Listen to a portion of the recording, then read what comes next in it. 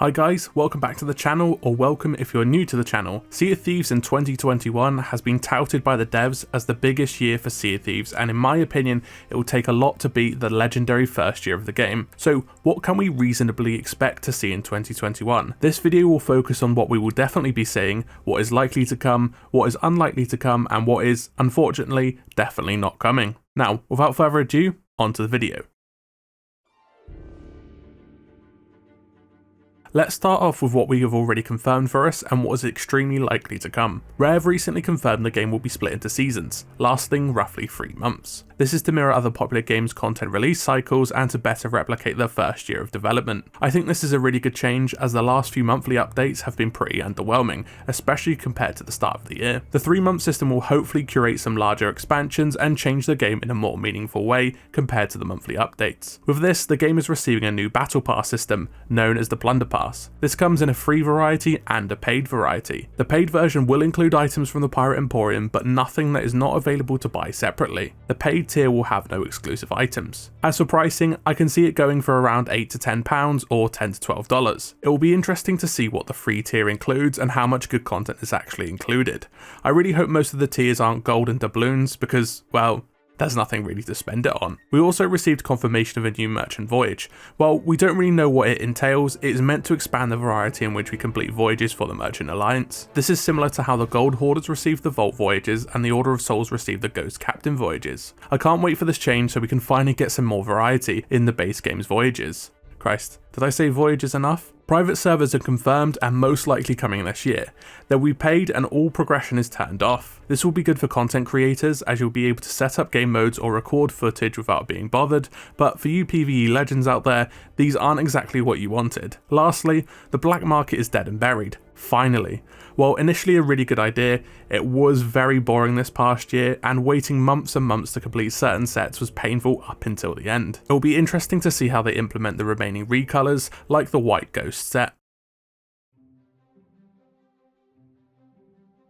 Let's move on to the things that are so likely they will almost definitely be coming out. In my opinion, I think Season 1 will be pretty bare bones, at least compared to the seasons that follow. If you watch any of the Sea of Thieves partners, they have made sure to state that Season 1 will be the stuff left over from monthly updates and a way to test the Plunder Pass system. Along with this, the season is off the back of the holidays, so the developers would not prepare anything significant to launch after their break. It will be really silly to do so in my opinion, as any large features would not have the polish required. I think people might be underwhelmed, as Rare seems to be keen on pushing events, which, as we've seen from Fate of the Damned, the challenges may be recycled from previous events. I don't know this for sure of course, but I think this will make up a big part of seasons. After Season 1 is where we can expect the bigger expansions.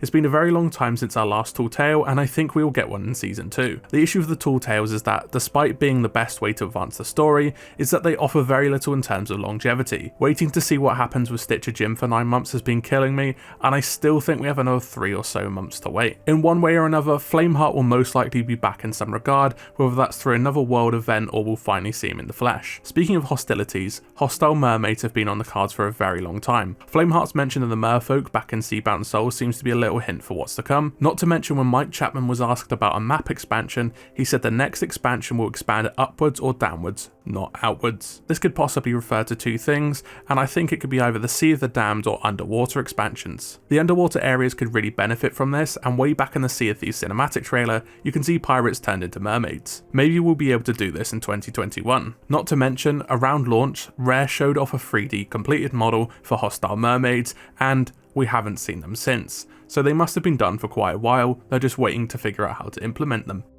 I do also think we'll be getting more gold sinks for Pirate Legends. While the Captaincy update will be discussed later, I think one of the band-aids Rare will apply would be some really expensive items for them to use their gold on. I mean, we've already seen this in the form of the Ghost set pieces and the Soul Flame outfits, which are over $1 million a piece. The economy in the game is busted currently, and these sinks would be a nice change and get these gold hoarders to stop saving up their damn gold. I definitely think now is the right time to flesh out Pirate Legend. In fact, it has always been the right time to flesh it out. I've always thought Pirate Legend was very underwhelming, so expanding it through rewards and maybe other voyages would be great in my book. Lastly, a horn instrument seems to be coming as hinted at by the music in the main menu. You can hear a horn in some of the songs, and after new shanties were added in Haunted Shores, it seems like Rare have gotten around the limitations from before with adding new songs. Will we finally see the violin or fiddle seen in the cinematic trailer after all this time?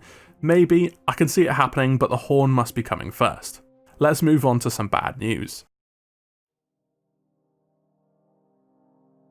Let's move out to things that are unlikely but still could make an appearance this year. Let's go with the ice or desert biome. The servers have recently shrunk to 5 ships per server, so the map is already pretty bare at this point. So I can see a map expansion happening, but only for the following scenarios. The first one is if they decide to expand the server capacity, that would allow for larger maps. Secondly, they could remove a current biome, and the only one they could feasibly remove would be the Devil's Roar, but that would also remove several tall tales.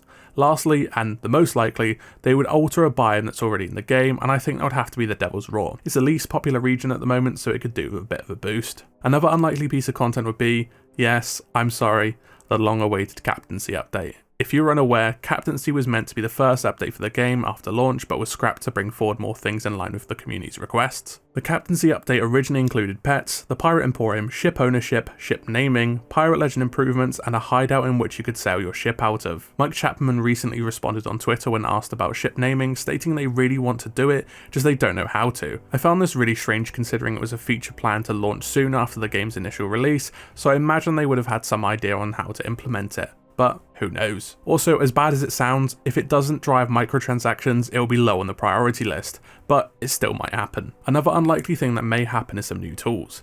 If you haven't seen it yet, I did a video on some of my ideas, link is in the top right of your screen. Essentially in 2020, we saw a handful of new tools like the Fire Bombs, Blunder Bombs, and Ash and Wind Skull. These are small items that expand the sandbox. I can see maybe a new item to be added, and if anything, I think it might be a boarding axe if I had to pick, but I can't be sure. I'm going to throw out a wildcard here, and potentially Rare will expand the Hunter's Call with extra animals to capture. In this, I mean things like lobsters, crabs, and other small animals to catch with cages. Since Forsaken Shores was released, we could see the lobster traps dotted around, and Rare don't really like to add things for no reason. There's usually a long-term tease when Rare adds something. On that note, did you know there is a massive f***ing dog over at the hidden island at K9 that's just there? Waiting. The last time we saw something like this was with the Reaper's hideout, after the excavation slowly turned into the island we all know and love today. I think there is a decent chance that K9 will become a new island, linked with the potential mermaids coming this year. Whether it will be complete by the end of the year will be interesting, but I think it will change significantly. Don't put too much stock on this though, it's a bit of a wild card.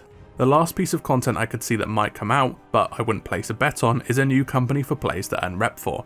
I'm going to throw my hat in the ring and say the Reapers may get their version of Athena's Fortune, in which players will have to choose which faction to be a part of. This would be the equivalent of Pirate Legend, but being your Pirate Legend's evil twin. This would be story related with Flameheart, but I think this may be a long shot. Now, on to the worst news possible, the things that definitely won't be coming.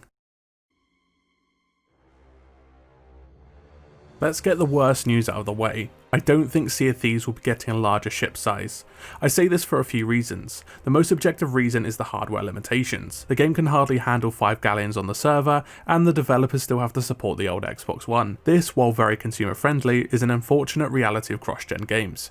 It's not as simple as downscaling resolutions or graphical effects. The fact Sea of Thieves runs at all is really impressive. The team at Rare are very talented in terms of their engineering, and the Xbox One is testament to that. Yes, I know the load times are bad and the frame rate is capped at 30 FPS, but still. This reason can be applied to almost any major expansion, that the 7-year-old hardware is holding the game back, and in my opinion, ditching the Xbox One will be a good idea for the game, at least from a creative perspective. The other reason is that there aren't a whole lot of galleons on the seas.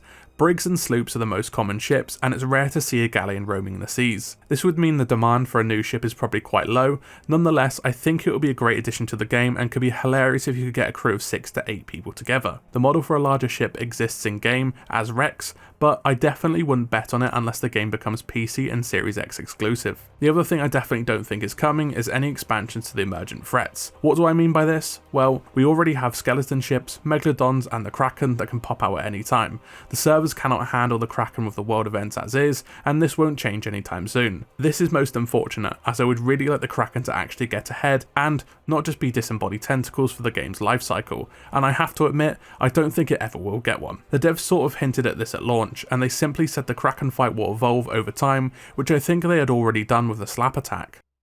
With all that being said, I think that about does it. What do you think we'll see in 2021? What do you want to see in 2021? Let me know by dropping a comment and I'll try my best to respond to all of them. I'm starting my lore series next week where I will cover everything from Flameheart to the Kraken, so make sure you stick around for that, and you can expect reviews and feedback on Season 1 in the coming weeks. As always, if you made it this far, consider dropping a like, subscribe and a comment to let me know how the video was. It really does help me grow, and the more I can grow, the more I can give back to you. So, thanks for watching.